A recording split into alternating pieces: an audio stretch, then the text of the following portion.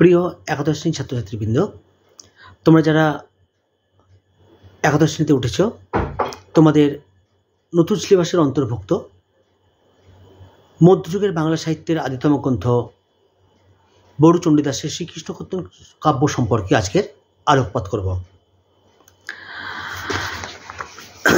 একটু মন দিয়ে শুনতে হবে। তোমাদের সেমিস্টার 1-এর সিলেবাস। প্রাচীন বাংলা সাহিত্যের জহুরি বসন্তরঞ্জন রায় বিদ্যুৎ বল্লভ শ্রীকৃষ্ণ কীর্তনের পুঁথি আবিষ্কার করেন 1909 খ্রিস্টাব্দে বাঁকুড়া জেলার বনবিষ্ণুপুরের কাঁকিল্লা গ্রাম নিবাসী শ্রীনিবাস আচার্যের দৌহিত্র শ্রী দেবেন্দ্রনাথ মুখোপাধ্যায়ের গোয়ালঘরের মাচা থেকে, এবং পরে 1916 খ্রিস্টাব্দে বসন্তরঞ্জন রায় বিদ্যুৎ বল্লভ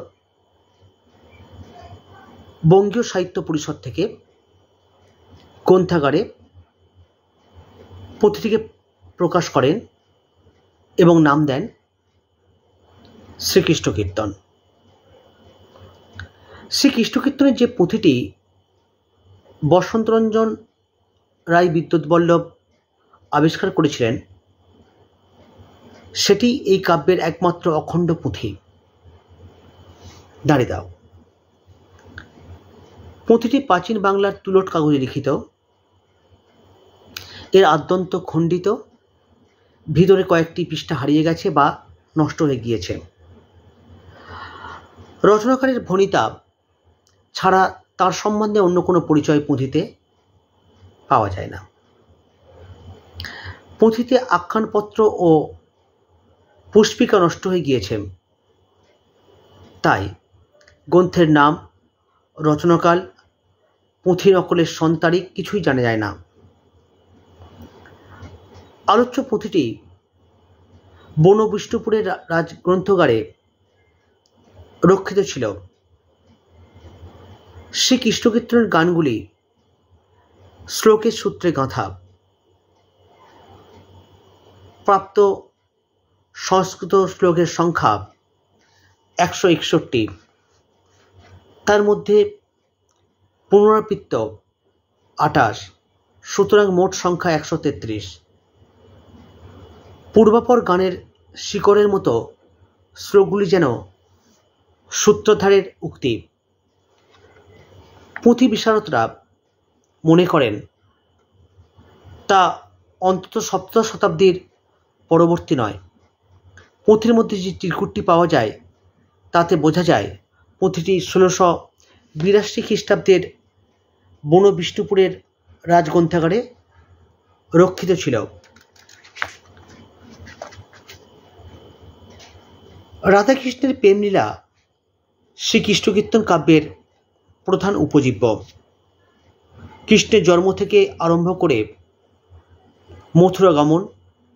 মথুরা গমন থেকে কিছুক্ষণের জন্য প্রত্যাবর্তন এবং রাধাকৃষ্ণের পুনর্মিলনের পর কংসের ধ্বংসের জন্য পুনরায় মথুরা গমন ও রাধার বিলাপ, এই পর্যন্ত কাহিনীর ধারা বিস্তৃত।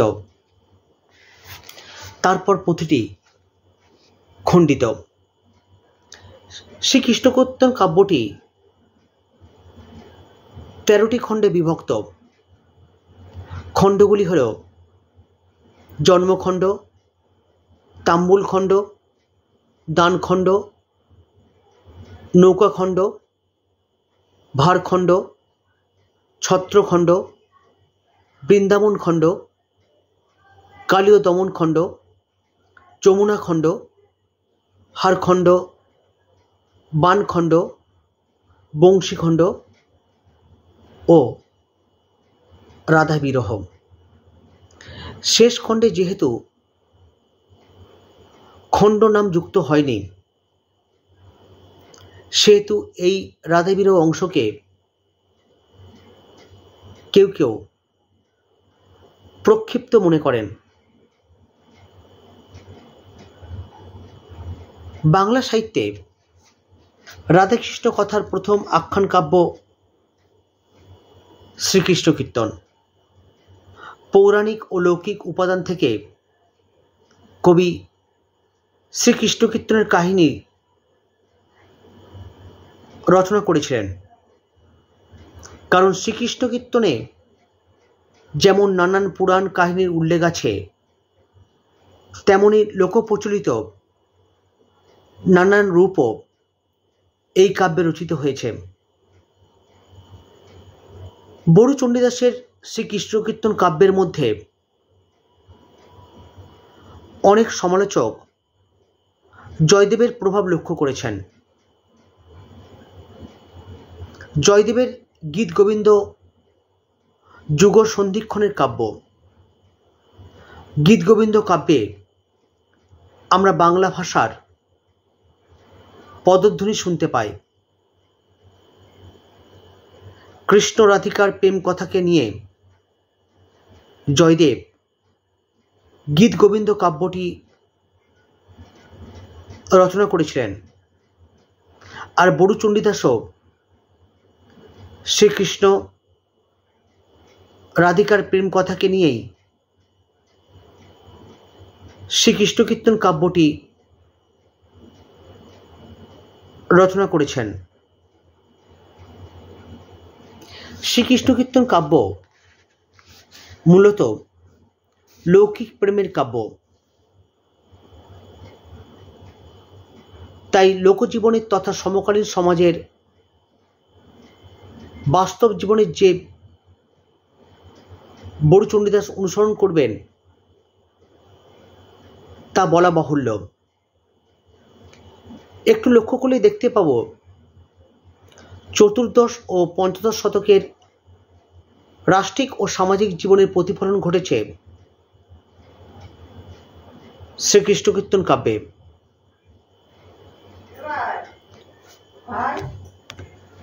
আসলে শ্রীকৃষ্ণ কীর্তন কাব্যের পটভূমি হিসেবে যে সমাজ জীবন উপস্থাপিত তার একটি হলো পৌরাণিক ব্রাহ্মণ্য সংস্কৃতিপুষ্ট একটি সমাজ সংস্কার। যে সমাজে গোপপল্লীর জীবনধারণের ব্যবসায়িক দিকটি প্রধান হলেও শ্রমনির্ভর অন্যান্য শ্রেণীরও উপস্থিতি লক্ষ্য করা যায়। সুতরাং এইসব খণ্ড খণ্ড জীবনচিত্রের মাধ্যমে শ্রীকৃষ্ণ কীর্তন কাব্যের মধ্যে সমকালীন সমাজ জীবনের পরিচয় যেমন বৃদ্ধিত হয়েছে, তেমনি বড়ু চণ্ডীদাসের সমাজ সচেতনতার স্বরূপটিও উদ্ঘাটিত হয়েছে। আজকে এই পর্যন্ত। আগামীকাল নতুন কোনো টপিক নিয়ে উপস্থিত হব। যারা চ্যানেলটিতে নতুন এসছো চ্যানেলটি সাবস্ক্রাইব করো, ভালো লাগলে লাইক করো, বন্ধুদের সঙ্গে শেয়ার করো। আর কী ধরনের প্রশ্ন তো তোমরা জানতে চাইছো সেই বিষয়ে তোমরা অবশ্যই কমেন্ট সেকশনে কমেন্ট করো। আজকে এই পর্যন্ত। প্রতিদিন যা বলি আজকেও তাই বলবো, ভালো থেকো, ভালো ভেবো, আর অবশ্যই ভালো করে পড়াশোনা করো। তাহলে বিদায় নিচ্ছি আজকের মতো। Tata, bye bye.